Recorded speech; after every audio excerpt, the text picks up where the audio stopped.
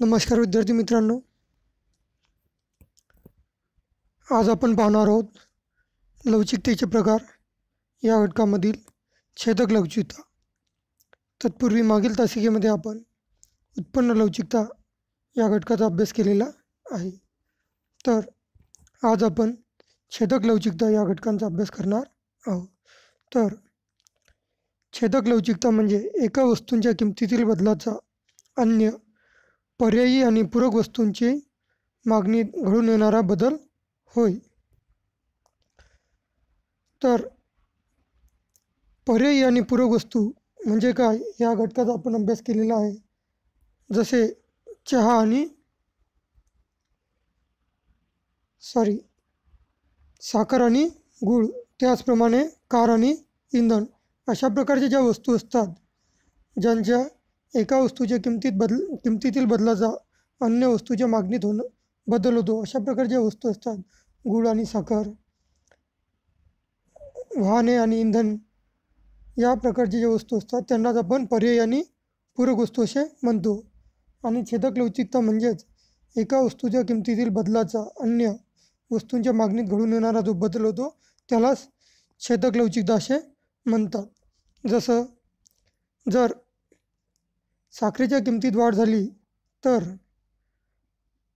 साहजिकच गुळाच्या मागणीमध्ये वाढ होईल, कारण साखरेची मागणी वाढल्यामुळे साखरेची मागणी कमी होऊन गुळाच्या मागणीमध्ये वाढ होईल। अशा प्रकारे पर्यायी आणि पूरक म्हणजेच जर इंधनाच्या किमतीमध्ये वाढ झाली तर त्यावर जे वाहनं अवलंबून असतात, ज्या प्रकारे बाईक, फोर व्हीलर, त्या वस्तूंच्या मागणीमध्ये घट होईल।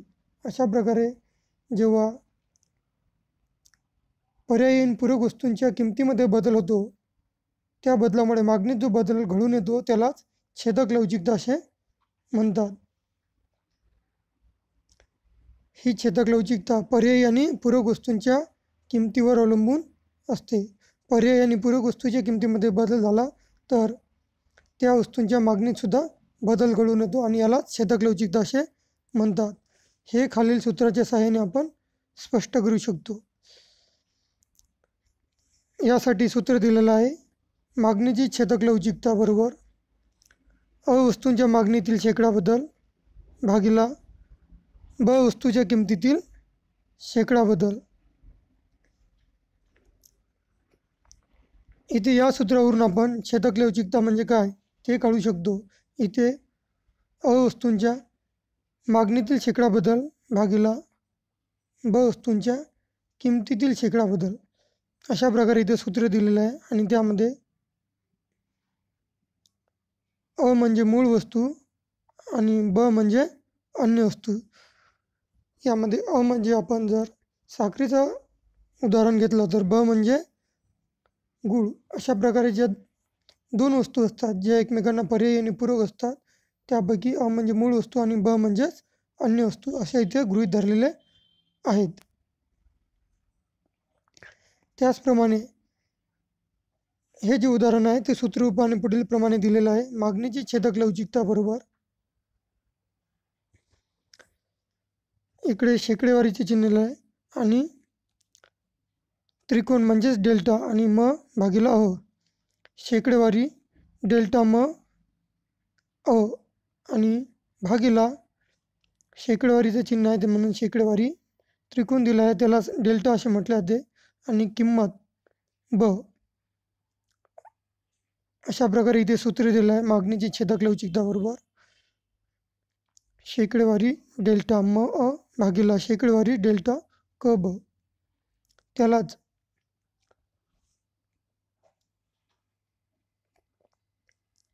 सविस्तरपणे खालीलप्रमाणे दिलेलं आहे, डेल्टा म अ भागिला म अ भागिला डेल्टा क ब भागिला क ब।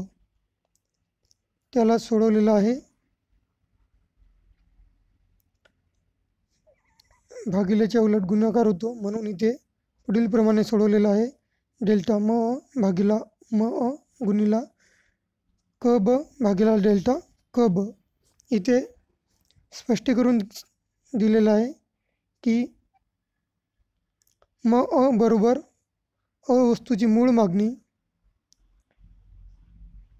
हे जे इथे दिलेलं आहे त्यालाच म्हणजेच वस्तूची मूळ मागणी, आणि डेल्टा म्हणजे या वस्तूच्या मूळ मागणीतील बदल.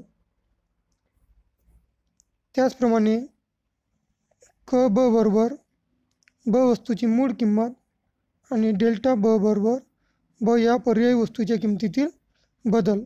अशा प्रकारे या सूत्रावरून आपण मागणीची छेदक लवचिकता काढू शकतो. त्यानंतर तिसरा जो प्रकार आहे तो आहे वस्तूची किंमत लवचिकता. तर प्राध्यापक अल्फ्रेड मार्शल यांच्यामध्ये किमतीतील प्रमाणित बदलामुळे मागणीत जो प्रमाणित बदल होतो त्याला मागणीची किंमत लवचिकता असे म्हणतात. हे खालीलप्रमाणे स्पष्ट करता येईल. इथे किंमत लवचिकता स्पष्ट करताना प्राध्यापक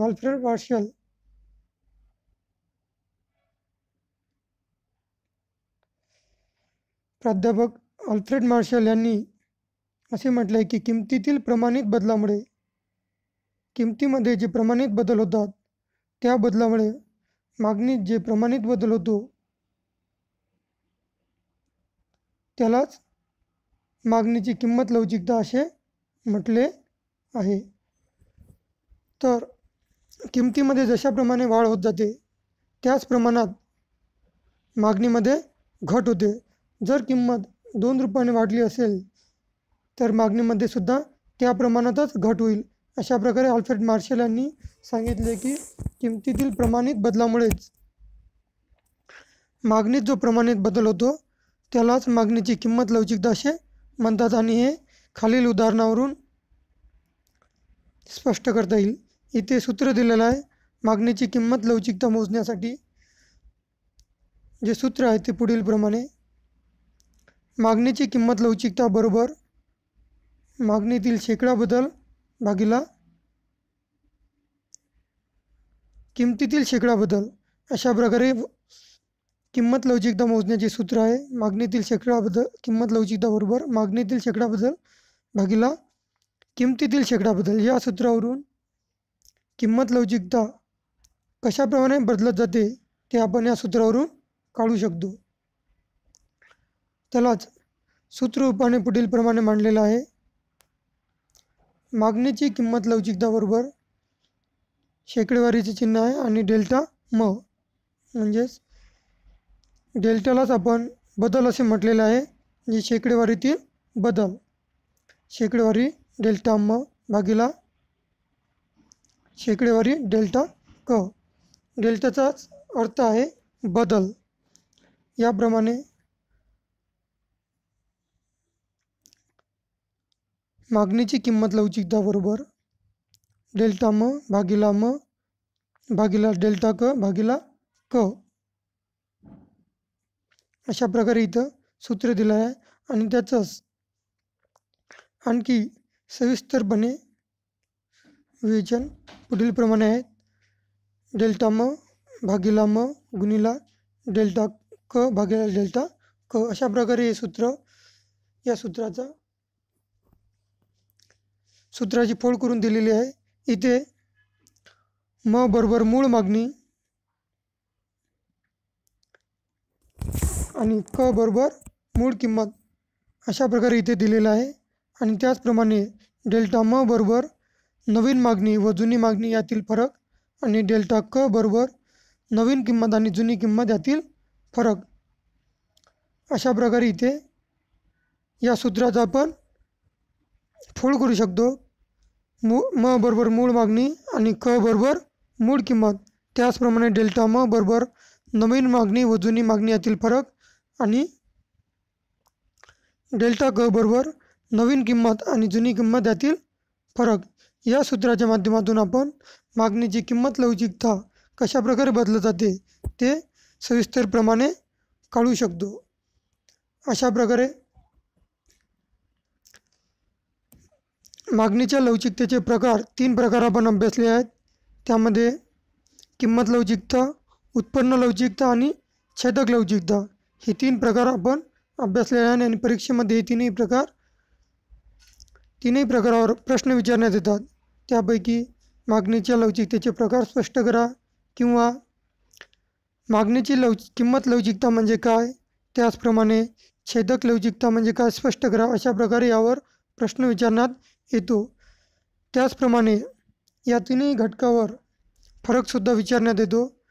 मागणीची किंमत लवचिकता आणि उत्पन्न लवचिकता यामधील फरक स्पष्ट करा. अशा प्रकारे या तीनही घटकावर प्रश्न विचारण्यात येतात आणि परीक्षेमध्ये हे तीनही घटक अतिशय महत्त्वाचे आहे.